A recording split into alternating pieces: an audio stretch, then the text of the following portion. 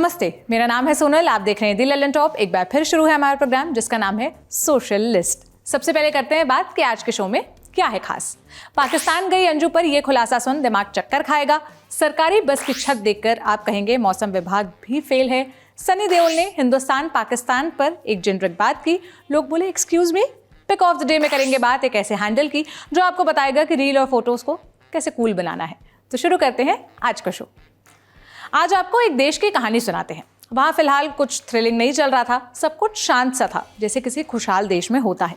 एक आध राज्य में बहुत टेंशन थी, हिंसा भी थी, डराने वाली सिचुएशन भी थी, पर लोग आंख मूंदे हुए थे। महिलाओं से हो रहे अत्याचार भी थे, लेकिन उससे कैसे फर्क पड़ता है। कुछ जगह बाढ़ आई थी, कुछ राज्यों में पर्चे लीक हो रहे थे, लेकिन तत्काल चुनाव नहीं थे, इसलिए कोई बहुत लोड नहीं ले रहा था।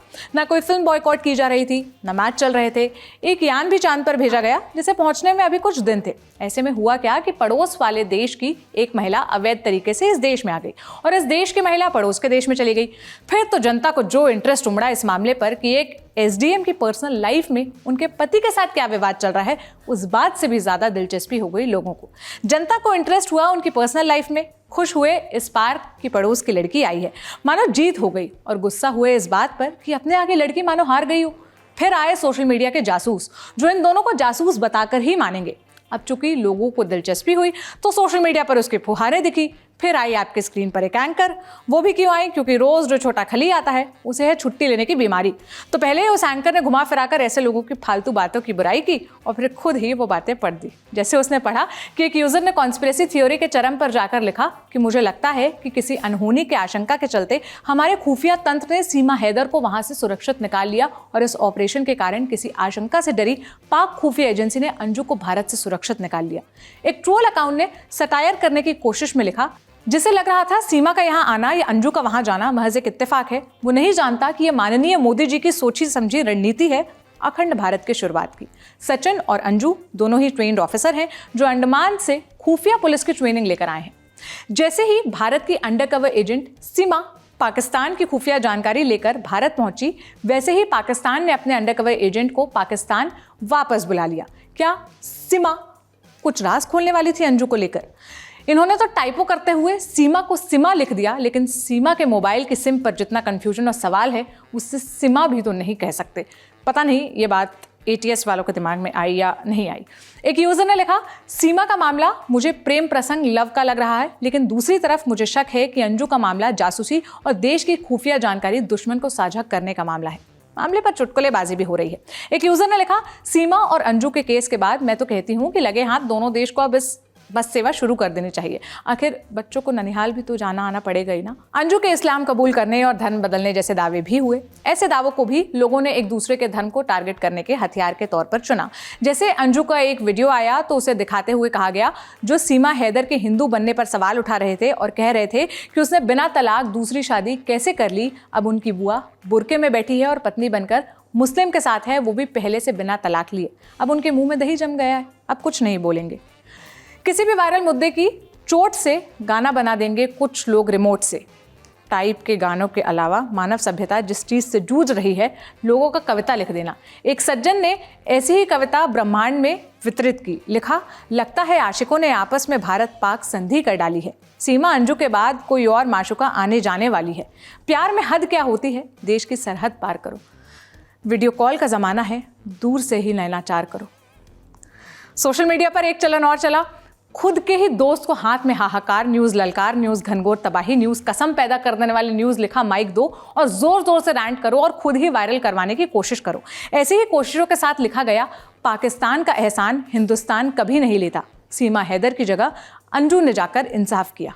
धर्म वाला एंगल यही नहीं रुकता, एक अलग ढंग से धर्म पर भी लोग फोकस ले गए। दरअसल खबर आई कि अंजू के परिवार ने हिंदू से ईसाई धर्म अपना लिया था। सो सोशल मीडिया पर कई लोग अंजू थॉमस पर ध्यान आकृष्ट कराते मिले। कहा गया, अंजू अंजू चिल्लाने वाली मीडिया अंजू थॉमस क्यों नहीं बता रही है। एक यूजर ने लिखा, अंजू थॉमस एक ईसाई है और वह पाकिस्तान जाकर इस्लाम अपनाती है, तो हमें क्या।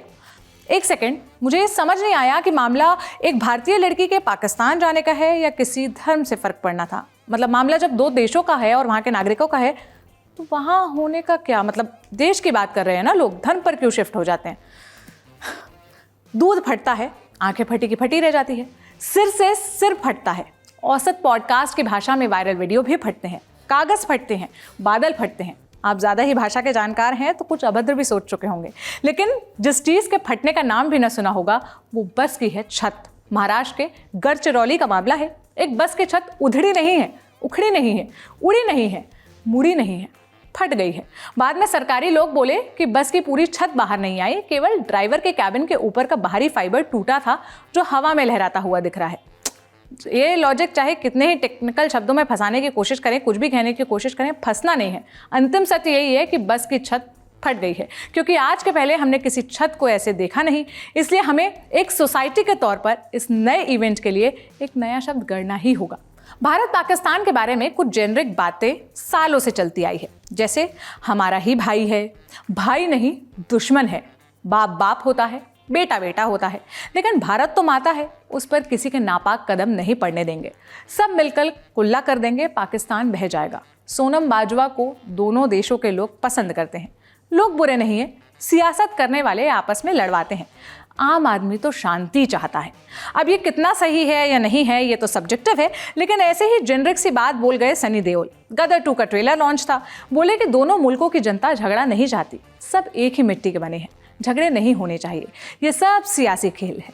सुनिए। कुछ ले जाने की या लेने की और देने की बात नहीं होती। बात होती है कि एक इंसानियत की होती है। ये झगड़े नहीं होने चाहिए, दोनों तरफ उतना ही प्यार है। ये सियासी खेल होता है जो ये सब नफरतें पैदा करता है, और वही आप देखेंगे इस फिल्म में भी। जनता नहीं कोई चाहती कि एक दूसरे के साथ हम झगड़े या लड़े, बिकॉज आखिर हैं तो सब इसी मिट्टी से। अब सनी देओल राजनेताओं और सियासतदानों को जिम्मेदार तो ठहरा गए, लेकिन ये भूल गए कि अभिनेता के बाद उनके नाम में अक्सर पंजाब के गुरदासपुर से भाजपा सांसद भी लिखा होता है, माने वो खुद भी नेता है। ये तो ऐसा है जैसे मैं कहूँ कि आजकल के जर्नलिस्ट लोग न्यूज़ के नाम पर सोशल मीडिया से कोई भी 5-10 कमेंट उठाकर पढ़ देते हैं। खैर, जैसे जेनरिक बयान था वैसे ही जेनरिक टांग खिंचाई भी हुई। कहा गया अपनी फिल्म चलाने के लिए ये सब कहना उचित नहीं, जबकि दुनिया जानती है कि भारत के साथ पाकिस्तान ने हमेशा छल ही किया है। पैराडॉक्स किस्म की बातें की गई कि इस फिल्म को बैन करके भारत और पाकिस्तान के बीच प्यार बढ़ाना चाहिए। कवि जी नाराज हो गए, बोले ऐसा बेहुदा बयान कैसे दिया आपने खुद ही बॉर्डर, माँ तुझे सलाम, इंडियन जैसी फिल्में की है जिसमें पाकिस्तान का असली चेहरा सबके सामने लाया, और आज आप बेशर्मी भरा बयान दे रहे हैं। नेता ने नेताओं को गलत बता दिया, लोग अपने नेता को सही कैसे ना बताते। कहा गया आखिर भाजपा सांसद ने मान लिया राजनीति की वजह से नफरत पैदा की जाती है। राहुल गांधी इसी नफरत को मिटाने के लिए मोहब्बत की दुकान खोल रहे हैं।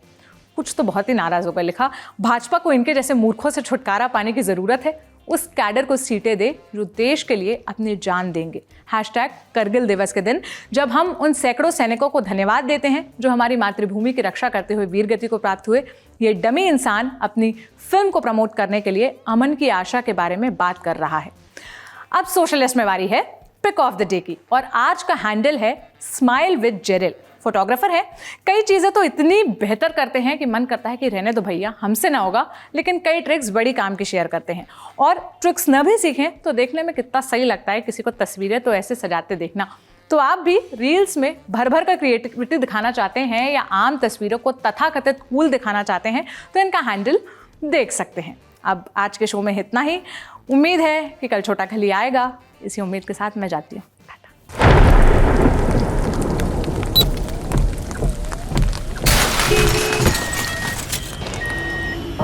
Parts of India, including the capital New Delhi, are seeing extensive flooding from heavy rains. Floods in northern India are threatening lives and livelihoods. About 100 people have died after record monsoon rains in India this week.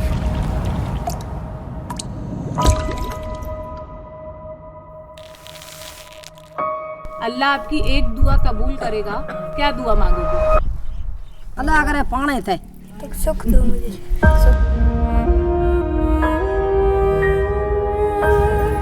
महिलाओं को सुबह से शाम तक और कुछ चिंता हो ना हो, लेकिन पानी की सबसे पहले चिंता है कि घर में पानी लाना है। नहीं 4 गेड़ा 5 गेड़ा 6 गेड़ा करे जाओ। 80 साल की माँ 9 साल की है, ये मटका भर चल रही है। खारो पानी घी भी गोदा पी।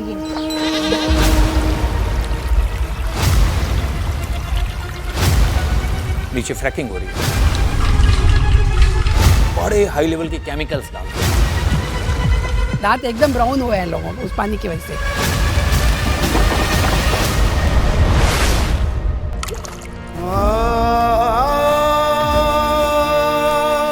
वाला 1 और पानी पीने वाले 10। ये तो मजबूरी में काम कर रहे हैं और पानी आसपास में नजदीक में कहीं नहीं। पढ़ना चाहती थी? पढ़ना बहुत चाहती थी। सजे स्कूल छोड़ दी पानी से।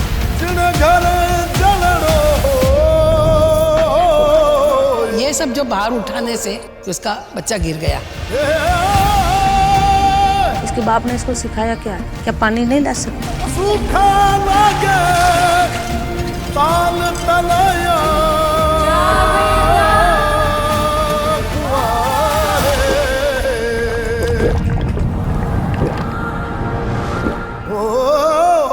जन घर के सो आनंद हो